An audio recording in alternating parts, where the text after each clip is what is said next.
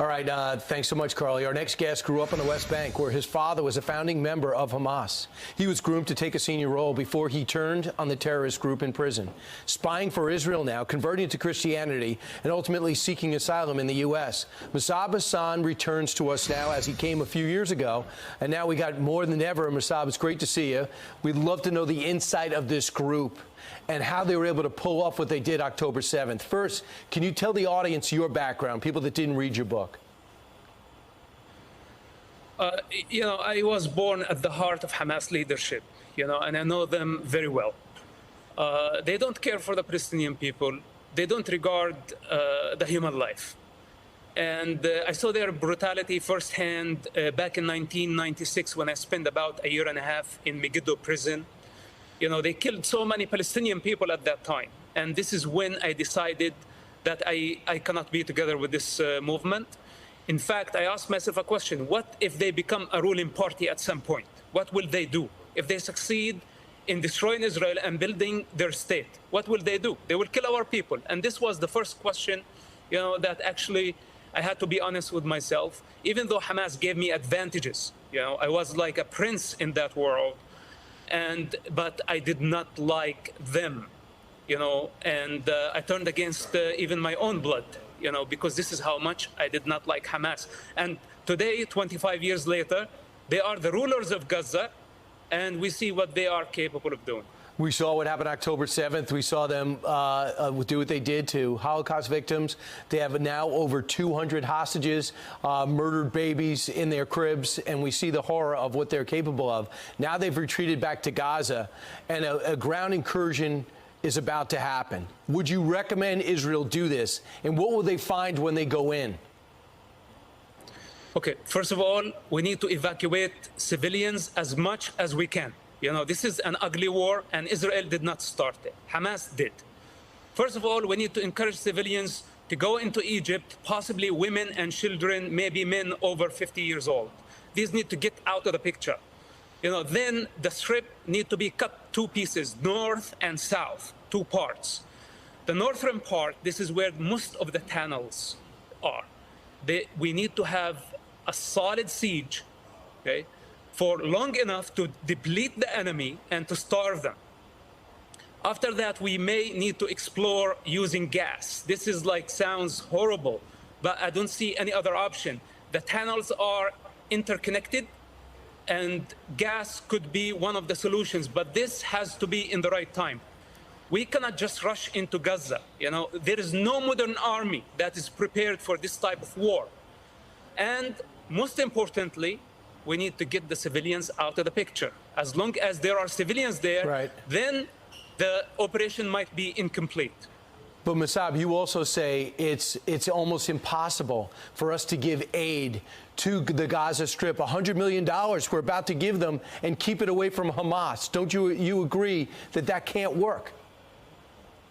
Look, after we destroy the tunnels, we need to finish Hamas rule in Gaza Strip. This is priority number one.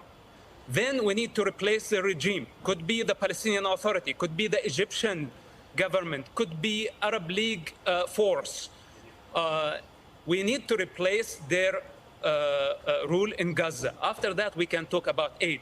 But as of now, sending any aid is a mistake. So you also believe that this isn't about the Palestinians fighting for their rights and their sovereignty. What is the real mission of Hamas, and what do they really think of the Palestinian people? Hamas is not a national movement. Hamas is a religious movement with a goal to establish an Islamic state. They don't care for nationalism. Actually, they are against nationalism. With that said, my understanding that they are using the Palestinian cause only to achieve their goals, so the long-term goal, transforming the Middle East and the world into an Islamic state. This is Hamas agendas, and they are not hidden, by the way. So Hamas is serving foreign agendas. We're talking about Iran, and we're talking about Russia lately. Hamas serve those parties, and Iran pays them close to $1 billion annually. Iran is the real master in this picture. Hamas does not serve the Palestinian people. Hamas serve Iran. Those are the masters of Hamas. So their lie about nationalism, that they are a national movement and they care for the Palestinian people, look at them. They are using Palestinian people as a human shield. We need to free Gaza from Hamas. This is what Israel is doing. It's doing the Palestinian people the greatest favor by bringing Hamas down. Then the Palestinian people, they just want to live a normal life. They don't want missiles in the most populated area on earth to be launched from under hospitals, from crowded areas, and going suicidal and endangering the life of the entire population of Gaza. Who does that? You've got to be insane to do such an operation. Right. And you're talking about your family that used your family used to believe that, and you used to believe that that was okay, but you don't. Masab, now, quick exit question. Around the globe, and even in our capital, people are protesting for Hamas.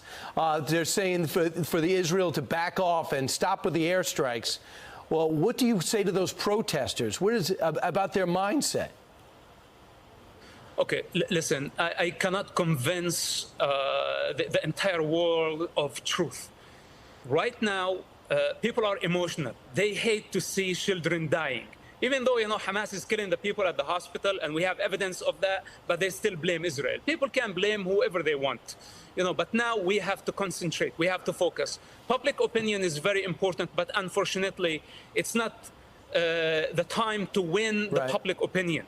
It's the time to win the war against the most brutal terrorist organization living today. And later on, when people look back at the situation, they will understand what we were doing. We should not be afraid of the public opinion. We have to explain as much as we can. And you're doing but that. Now we have to concentrate on our goals. And Masab, that's why your perspective is so vital and you're unique. You grew up in the Hamas family, you broke from it, and now you're speaking to stop it. Masab Hassan Youssef, thanks so much for what you're doing. Appreciate it. Thank you, Brian.